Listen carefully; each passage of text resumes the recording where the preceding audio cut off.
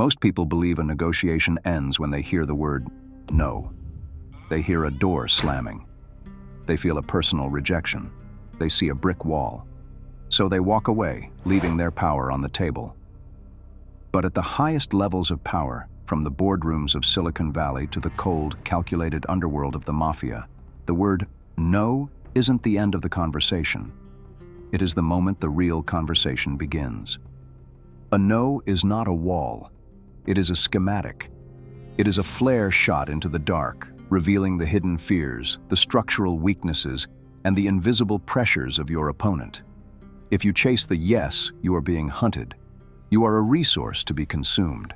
You are the shoreline being slowly eroded by waves of compliance until nothing of your original self remains. But when you master the strategic no, you stop being a piece on their board. You become the board itself. Welcome to the Black Ledger. Every move has a cost. Let's calculate yours. The schematic of power. When someone tells you no, they aren't just denying a request. They are signaling. A no reveals their fears, their structural limitations, and the invisible pressures they are under. Think back to 1997. Steve Jobs returns to Apple. The company is weeks away from bankruptcy. They have 350 different products.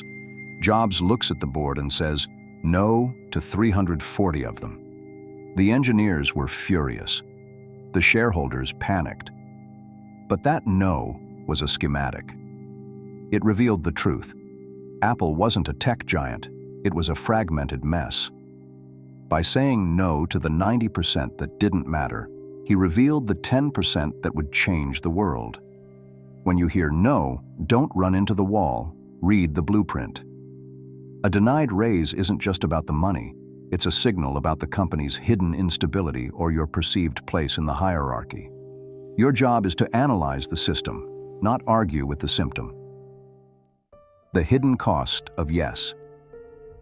There is a silent killer in your career and your life. We call it erosion. Think of a shoreline. A single wave does nothing, but thousands of small, agreeable waves, day after day, slowly wash the sand away. Look at the character of Kim Wexler in Better Call Saul. She is brilliant, disciplined, and incapable of saying no to the grind. She becomes a utility, not a person. This is the fate of the reliable person. At first, you are seen as an asset, but over time, your generosity erodes into an expectation. You become a part of the office furniture. Every yes you give to someone else's priority is a no to your own goals. The cost is invisible until the shoreline is gone and you're left with burnout and quiet resentment. You aren't building a legacy. You are being consumed by the system. The ledger and the friction. In any social structure, be it an office, a family, or a criminal enterprise, there is an unwritten record of every transaction. The ledger. Nowhere is this logic clearer than in the world of organized crime.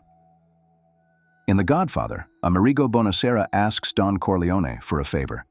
He offers money. The Don says no. Why? Because money is a one-time transaction.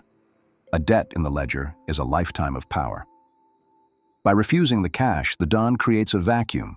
He establishes a boundary that says, "My influence cannot be bought, only earned." When you start saying no, you create friction. It's like striking a match. It's jarring. It's uncomfortable. The system will fight back. Your boss might grow cold. Your family might use guilt. This is the system's thermostat trying to force you back to your old, compliant temperature. Maverick thinkers don't avoid this friction. They use it. Friction proves you have a price. It proves you exist as a fixed obstacle, not a fluid resource. Changing the board. When you deliver a strategic no, you don't just stop a move, you change the board. First, your position is redefined. You are no longer a compliant piece in their strategy. You are now a geographic feature they must navigate around. Their path must change because yours is no longer negotiable. Second, you create a resource vacuum.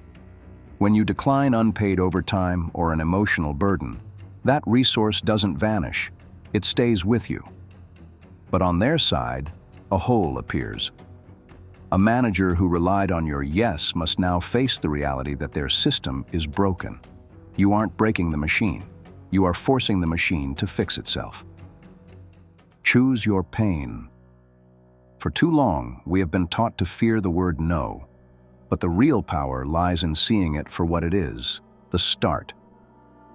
It is an invitation to see the hidden machinery of the world. The cost of a yes is a slow, invisible erosion of your soul. The cost of a no is immediate, visible friction. Your job is not to avoid the friction. Your job is to understand its price and decide if you are willing to pay it. Check your ledger tonight. Ask yourself, how many yeses have you sold for a price you can no longer afford? Remember, the word no does not end the cost. It begins a different one. Every move has a cost.